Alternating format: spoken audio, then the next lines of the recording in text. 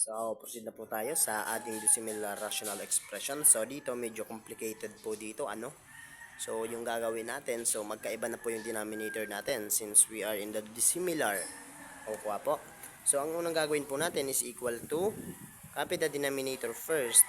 Kopyahin na natin, pagsama na natin kung po pwede lang naman. So, we have x plus 1 and x plus 2. Nakukuha po ba? Copy lang yung denominator.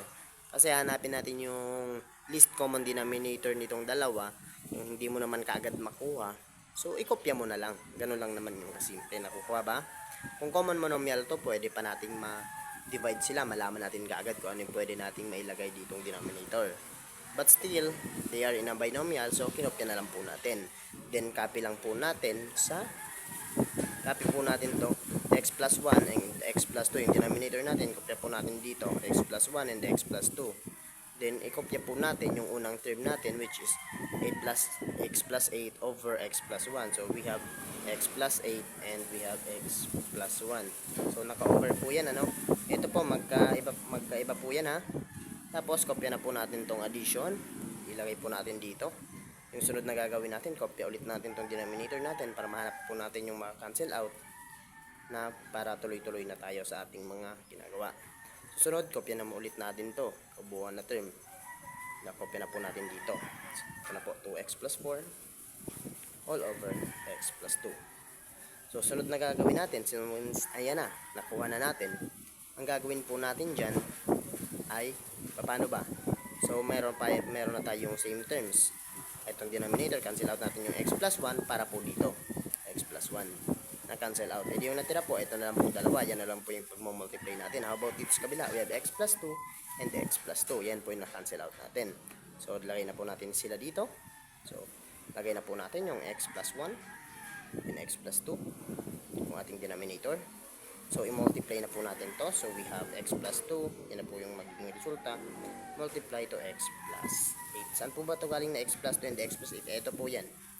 Nakukuha po. Tapos, kunin mo natin yung additional sign. Then, kopya rin po natin yung natira, which is x plus 1 multiply to 2x plus 4, which is 2x plus 4. Yan na po. Nakukuha na po natin, di ba? Kompleto na. So, ngayon po, since they are in multiplication form, yan muna po natin yung ating i-multiply na dalawa. Bago naman, ito naman po. Sunod. Kukuha po. So, ilalagay po natin, x times x, we have x squared. Ito yung una, x times x squared. X times 8, we have 8x, positive 8x. Then we have 2 times x, we have positive 2x. And 2 times 8, we have positive 16. Nakukuha po ba? So, tapos na po tayo dito. Copy the additional sign. Then, ito naman yung i-multiply natin dalawang ating binigay na equation. We have x times 2x, we have 2x squared. Kasi meron siyang x, naging squared, then copy the 2. Then x, yan po yan, ha. Tapos, x times 4, we have positive 4x.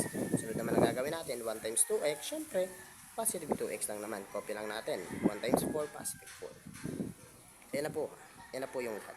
Okay po, we have x plus 1. Then, we have x plus 2. Yan na po yung nagiging resulta. Tapos po nyan, i-combine po natin sila.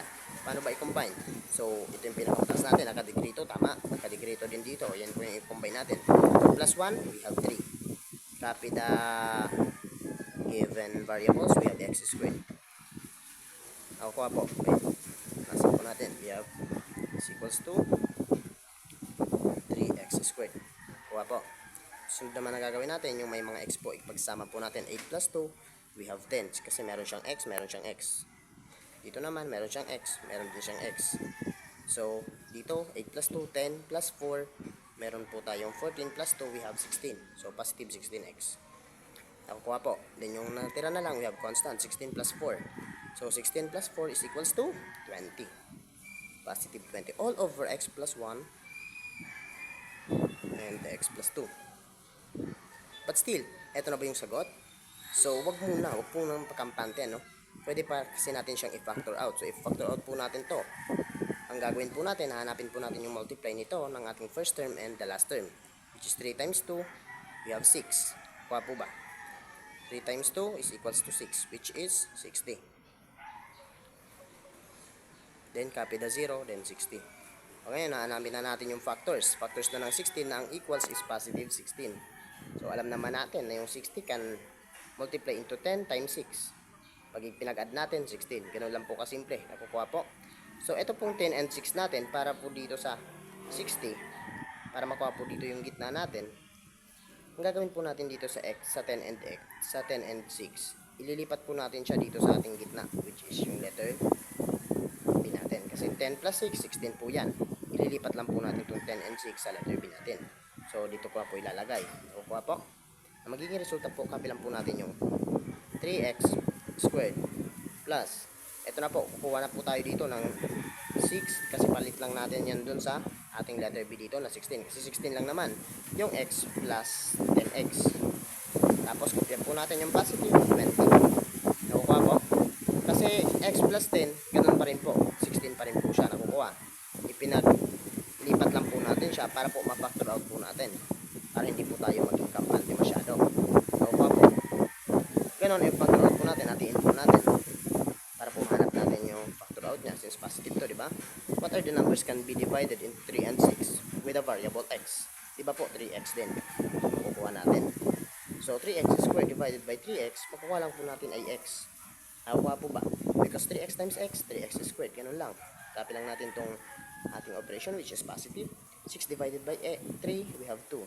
X divided by x, 1 minus 1, edi 0 na. So yan na po yung tamang sagot natin. Sunod naman po natin dito which is positive. Anong number na pwedeng ma-divide sa kanila? We have 10, syempre, opo. Then the next one, 10x divided by 10, x na lang matitira. Then positive 20 divided by 10 is equals to positive 2 na lang. Yan na po yung nakuha natin. So magkapareho na po ba? So gagawin na lang po natin isa dahil nahati na po natin siya. So ang magiging factors po natin nito ay equal to 3x plus 10 and x plus 2.